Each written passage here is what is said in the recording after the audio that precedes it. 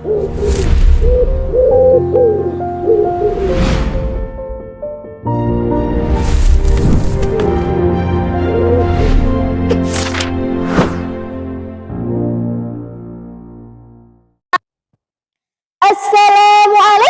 warahmatullahi wabarakatuh. Innal hamdalillah nahmaduhu wa nasta'inuhu wa nastaghfiruh wa na'udzu billahi min syururi anfusina wa min sayyiati a'malina. May yahdihillahu fala mudhillalah wa may yudlilhu fala hadiyalah. Asyhadu an la ilaha illallah wahdahu la syarikalah wa asyhadu anna Muhammadan abduhu wa rasuluh. Amma ba'du. Hamdan wa syukran lillah.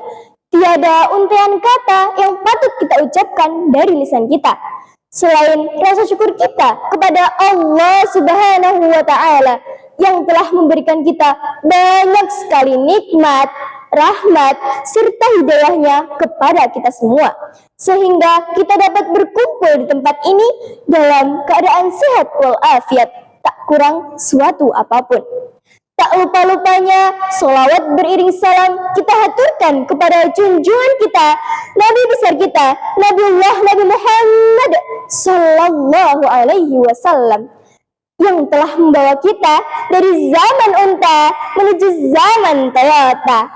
Dan mudah-mudahan kita selaku umatnya kelak mendapatkan syafaatnya di yaumul akhir nanti.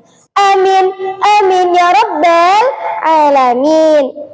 Hadirin yang dimuliakan Allah, pada kesempatan ini izinkanlah saya menyampaikan sedikit pidato yang bertema peran generasi muda dalam mewujudkan perdamaian dunia. Pernahkah kita bertanya, mengapa dunia yang kita tinggali masih dipenuhi pertikaian? Mengapa di bawah langit yang sama masih ada manusia yang memilih kebencian daripada kepedulian? Nah, seringkali kita menganggap bahwa perdamaian dunia adalah tugas para pemimpin-pemimpin negara. Padahal perdamaian tidak selalu lahir dari ruang-ruang perundingan. Perdamaian lahir dari hati yang mampu menghargai sesama dan dari tindakan kecil yang dilakukan dengan penuh kepedulian. Hal itu pernah dibuktikan oleh bangsa kita. Ada sebuah peristiwa besar yang pernah terjadi di Indonesia, tepatnya pada wilayah Indonesia bagian barat. Pada tanggal 26 Desember tahun 2004, tsunami melanda Aceh. Ribuan nyawa melayang, rumah-rumah hancur, dan air mata membasahi tanah Serambi Makkah. Namun, di balik musibah itu, dunia justru menunjukkan wajah terbaiknya. Relawan datang dari berbagai daerah, bahkan berbagai negara, tanpa memandang suku, agama, ras, maupun kebangsaan.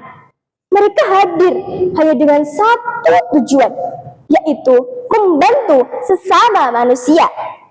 Dari Aceh, kita bisa belajar bahwa ketika kemanusiaan ditempatkan di atas segala perbedaan, disitulah perdamaian mulai menemukan maknanya.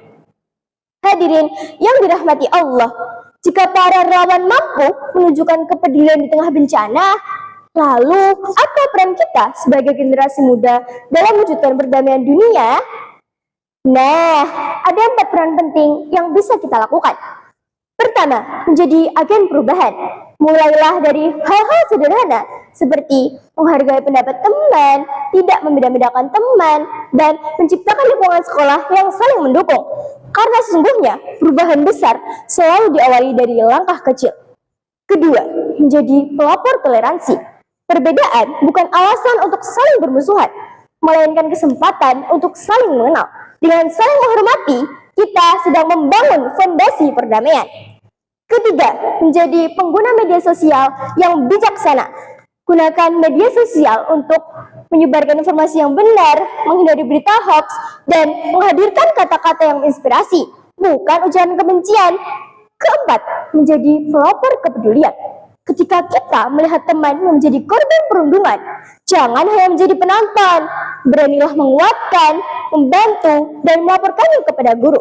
Kepedulian adalah bentuk nyata dari perdamaian. Hadirin yang berbahagia, Bung Karno pernah berkata, "Beri lagi 10 pemuda, niscaya akan kuguncangkan dunia." Kalimat itu mengingatkan kita bahwa masa depan bangsa berada di tangan generasi muda. Dunia tidak hanya membutuhkan pemuda yang cerdas, melainkan pemuda yang peduli, berakhlak, dan berani memilih persatuan daripada permusuhan. Suatu saat nanti, dunia mungkin tidak mengingat nama kita, namun dunia akan merasakan dampak dari setiap pilihan yang kita buat hari ini. Ketika kita memilih berkata baik daripada menyakiti, memilih menolong daripada mengabaikan, dan memilih menyatukan daripada memecah belah, pada saat itulah kita sedang membangun perdamaian. Mengingat pentingnya peran generasi muda dalam mewujudkan perdamaian dunia, maka marilah kita menjadi generasi yang tidak hanya mengejar prestasi, tetapi juga generasi yang menebarkan empati, generasi yang tidak hanya menjadi saksi perubahan, tapi menjadi pelaku perubahan. Karena sesungguhnya perdamaian dunia tidak selalu dimulai dari ruang sidang para pemimpin. Perdamaian dunia dimulai dari ruang kelas, dimulai dari rumah, dimulai dari hati kita, dan dimulai hari ini. Demikian sedikit pidato yang dapat saya sampaikan. Terima kasih atas waktunya. Semoga bermanfaat. Apabila ada tutur kata yang kurang berkenan di hati saudara sekalian, kurang lebihnya saya mohon maaf. Nun wal qalami wa ma yasturun fastabiqul khairat wa billahi taufiq wal hidayah. Wassalamualaikum warahmatullahi wabarakatuh.